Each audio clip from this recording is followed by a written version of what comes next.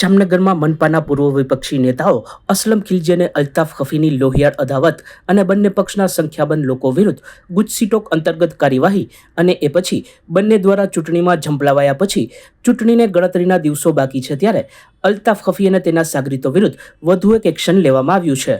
ટીટોડીવાડી વિસ્તારમાં મોટા પાયે થયેલ દબાણો ધ્વસ્ત કરી દેવામાં આવ્યા છે. જડબેસલાક પોલીસ બંદોબસ્ત વચ્ચે સમગ્ર કાર્યવાહી કરવામાં આવી છે.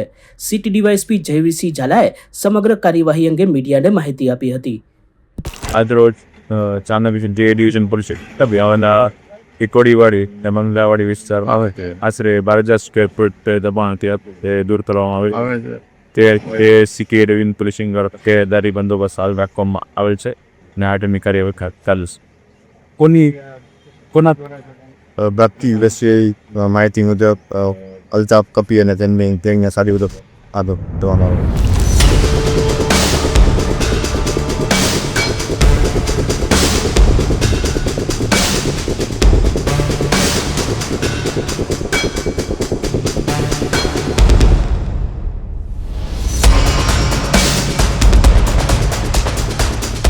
સચોટ સમાચારો સૌથી ઝડપી મેળવવા માટે અમારી ચેનલને સબસ્ક્રાઇબ કરો.